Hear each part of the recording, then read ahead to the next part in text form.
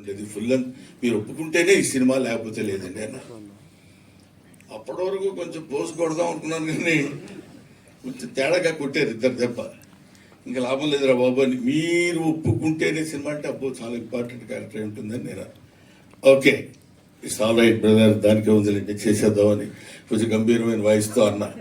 Hero ఎవరైనా అడిగితే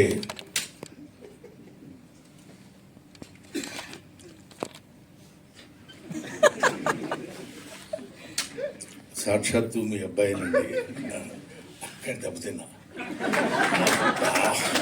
ఏంటి మీ అబ్బాయి హీరో అంటున్నారు, నేను తాత క్యారెక్టర్. ఇందాక మా మనవరాలు అంది తాతయ్య అని. అంత అక్కర్లేదమ్మా, మామూలుగా కూడా పిలవచ్చు రా తాతయ్య.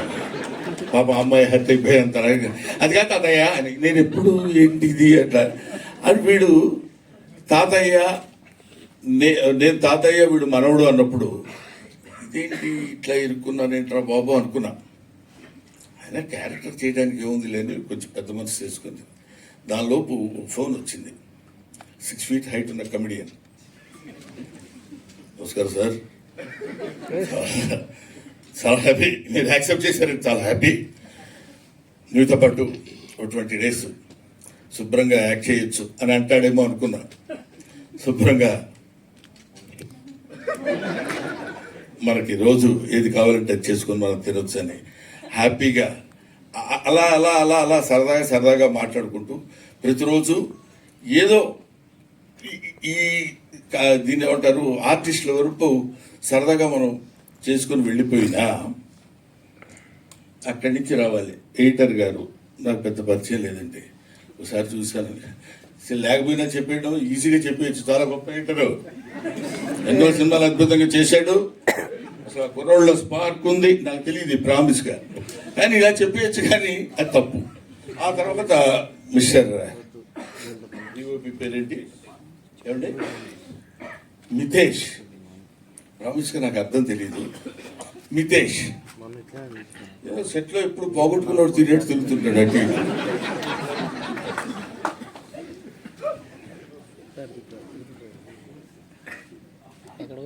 ఏంటండి ఏం కావాలి మీకు అన్నారు, అదొకటి ఆన్సర్.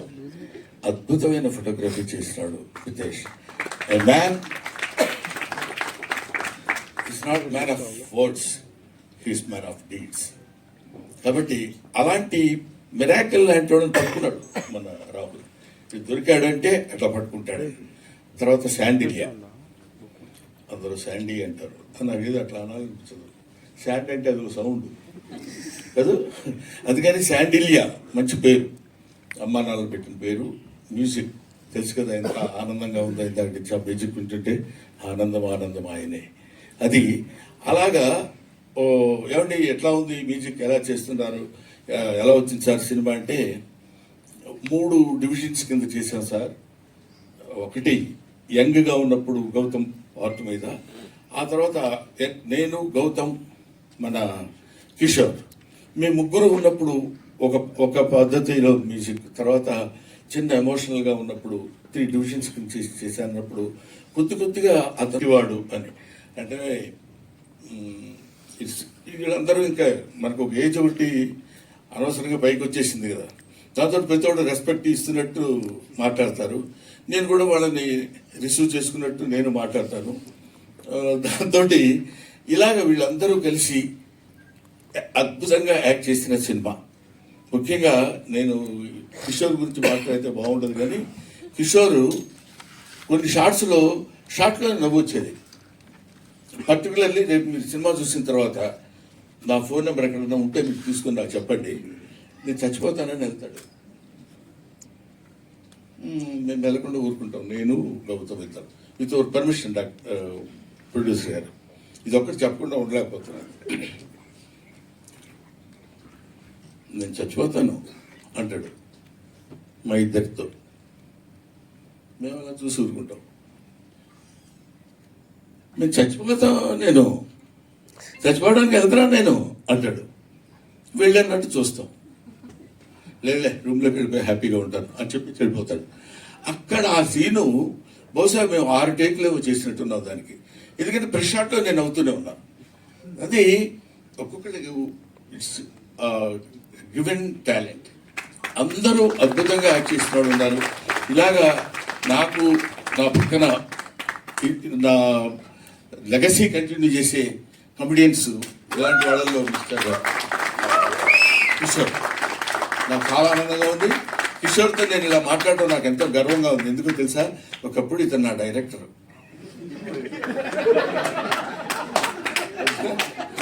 కాబట్టి దాంతో కలిసి యాక్ట్ చేయడం, ఎందుకంటే నాకు గౌతమ్ మేము వీళ్ళంతా కలిసి ఉన్నప్పుడు ఎప్పుడు ఫ్రెండ్లీగా కూర్చొని సరదాగా మాట్లాడుకునే రోజుల్లో అలాగే మనం అప్పుడు బిగినింగ్లో మనం దాన్ని ఏమంటారు అనౌన్స్మెంట్ వీడియో ఇచ్చినప్పుడు మా ఇంట్లో కలిసి కూర్చొని సరదాగా చేసినటువంటి వీడియో అది.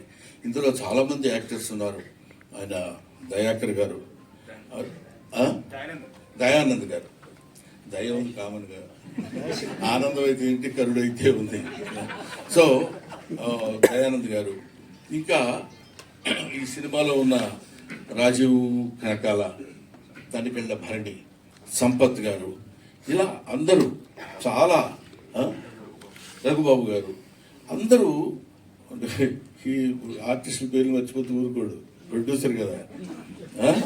కాబట్టి వీళ్ళందరూ కలిసి యాక్ట్ చేసిన సినిమా బ్రహ్మానందం. కాబట్టి ముఖ్యంగా నేను I want to mention her name. నేను ఏమడిగాను, నిన్నేమని అడిగాను, నేను ఎందుకు చెప్పారు నువ్వు, నీకు సంబంధం ఏంటి, ఏమంటే ఏంటి అమ్మాయి పేరు అని నేను అడిగితే నువ్వు చెప్పొచ్చు, నీకు ఎందుకు, కూర్చో. అమ్మ నీ పేరు దివిజే కదా, దూరంగా ఉంది, 6 feet ఉన్నావు. నా అమ్మాయిలో ఉన్న సిన్సియర్గా చెప్పాల్సిన విషయం, వెరీ క్యూట్ యాక్ట్రెస్, యాక్ట్ చేస్తున్నట్టు ఉండదు. This is my sincere compliment. ప్రత్యేకంగా చెప్తామని మాత్రం అనిపించాను.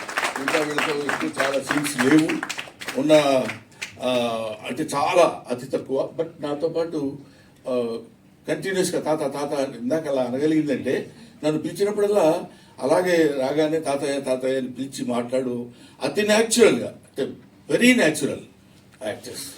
That is Divija. ఎనీవే, నన్ను లాస్ట్లో పెట్టినది ఓ మాదిరిగా కొట్టాను అనుకుంటాను. పర్లేదా? మీ బ్లెస్సింగ్స్ ఉండాలి, ఎప్పుడు ఉంటాయనుకుంటున్నాను, లేకపోతే ఎదిరిపోద్ది. Thank you very much, thanks a lot. Next దీనిలో దాన్ని ఏమంటారు, ప్రీ రిలీజ్ ఫంక్షన్కి అందరం కలిసి కూర్చుని దాని వ్యవహారం ఏంటో అప్పుడు చూద్దాం. అసలు దీనికి ఈ సినిమా తీయటానికి జరిగిన ట్విస్ట్లు ఉన్నాయి. ఆ ట్విస్ట్లు అన్ని కలిపితే ఒక అద్భుతమైన సినిమా అవుతుంది, తెలుసా మీకు. అది నెక్స్ట్ రాబోయేదానికి స్మాల్ కమర్షియల్ బ్రేక్ అంటారు, ఆ తర్వాత వచ్చిన తర్వాత చెప్పుకుందాం. ఎందుకంటే ఎదురుగా ఒక యాక్టరు, ఒక డైరెక్టర్, ఒక ప్రొడ్యూసర్, ఒక జర్నలిస్ట్, ఒక ఎగ్జిబిటర్, ఒక ఈవెంట్ కండక్టర్, ఇన్ని కలిపితే ఒక మనిషి. నేను ఇంకెవరి పేరుతో చెప్తానో నీకు టెన్షన్ కదా. సురేష్ కొండేటి, చిన్నపిల్లడు అప్పటి నుంచి తెలుసు కాబట్టి నాకు అతని మీద జోవియల్గా మాట్లాడగలిగిన ఇది ఉంది. Thank you very much, thanks.